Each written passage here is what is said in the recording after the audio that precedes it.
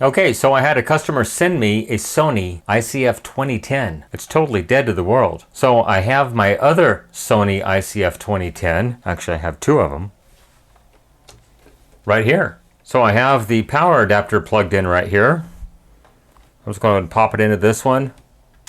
Power it up. Make sure it works. Everything's fine. So adapter out.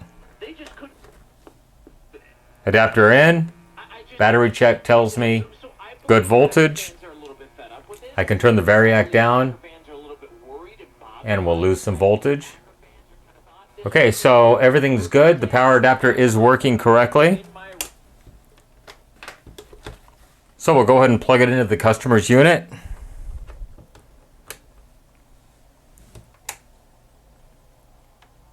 I get nothing whatsoever. Let's check and see if the customer has memory batteries installed. Well, maybe at one time, but they're just laying loose in here. They are a couple of Energizer lithium batteries. Let's go ahead and test them, see if they're any good. Well, 1.8 volts, that one's definitely good. And 1.8 volts, they're both good. Well, let's go ahead and put them back in. All right, they are installed. And I get a clock now. I did not have a clock before. Let's go ahead and give it some DC power. It's working. Oh my God.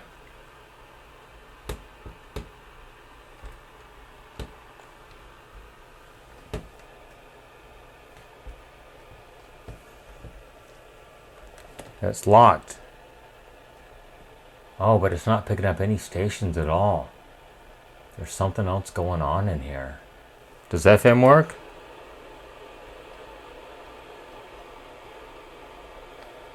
No, nothing works at all. No AM, no FM. That's not good. So one thing I noticed is when I press the battery test, I get no LEDs on the display at all. And look at this. Power switch does absolutely nothing.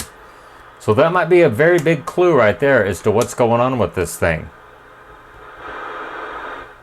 Volume works.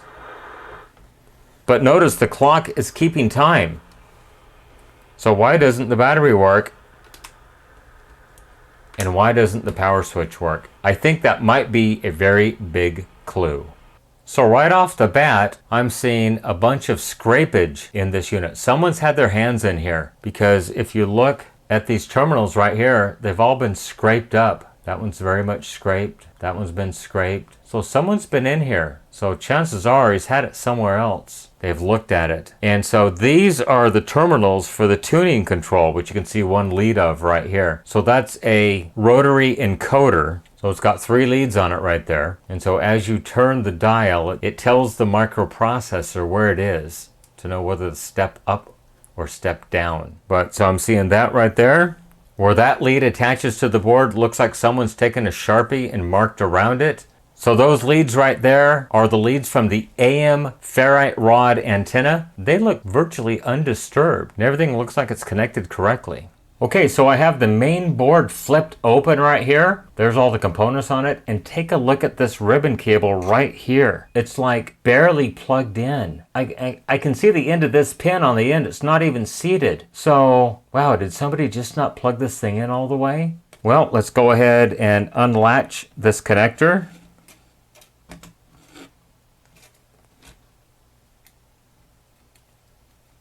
We'll go ahead and pop the cable back into it. It's going to be kind of hard to see because my hand is right in the way here.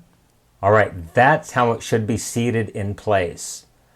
So I'm going to go ahead and pop it back together and see if we get different results. Hopefully that's all it is. Just a minor ribbon cable reseating issue.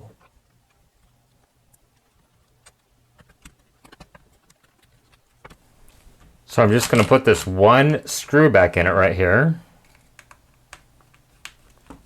This radio has to have the memory batteries installed or it will not operate.